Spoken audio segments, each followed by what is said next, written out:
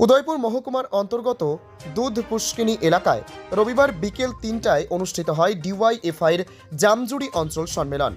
এদিনের সম্মেলনে উপস্থিত ছিলেন উদয়পুর বিভাগীয় কমিটির সভাপতি ফারুক আহমেদ, ডিওয়াইএফআই বিভাগীয় কমিটির সম্পাদক শুভ চক্রবর্তী, জামজুড়ি অঞ্চল কমিটির সম্পাদক নকুল মজুমদার, সভাপতি প্রবীর দাস, এসএফআই রাজ্য কমিটির সভাপতি প্রীতম শীল সহ অন্যান্য নেতৃত্ববৃন্দ।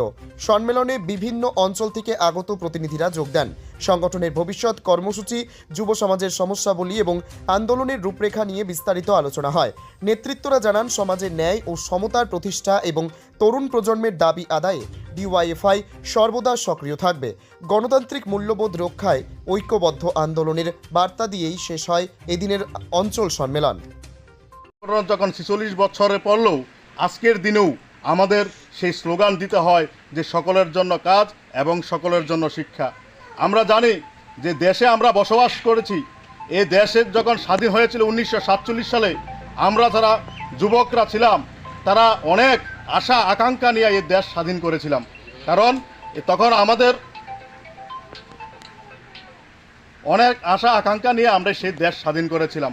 আমরা মনে করেছিলাম এমন এক দেশ আমরা স্বাধীন করব যে দেশের মধ্যে কোনো বেকারত্ব থাকবে না, এমন এক দেশ স্বাধীন করব সকলের হাতে কাজ থাকবে, সকলের ঘরে খাওয়ার থাকবে, সকলের জন্য শিক্ষার ব্যবস্থা থাকবে।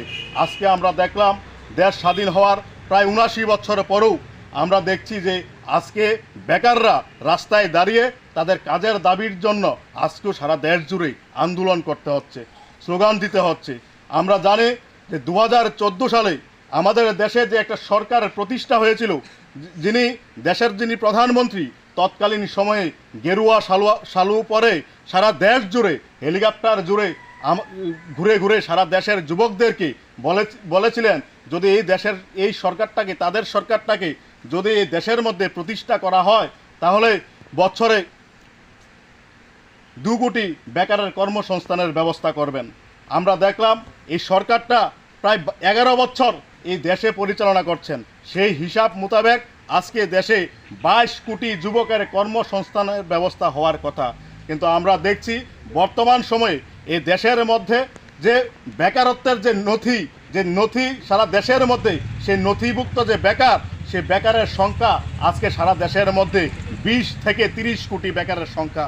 আজকে দেশের সরকারের 10 লক্ষ শূন্যপদ পড়ে রয়েছে, সরকার এই শূন্যপদগুলি পূরণ করছে না। প্রতিদিন যে কেন্দ্রীয় সংস্থায় যারা চাকরি করছেন, যে যুবকরা আজকে কাজ হারাচ্ছেন। 2019-20 সালে যে দেশের মধ্যে কর্মচারীর সংখ্যা ছিল 9,20,000, আজকে 2023-24 সালের যে একটা সার্ভে হয়েছে আমরা দেখলাম 1,00,000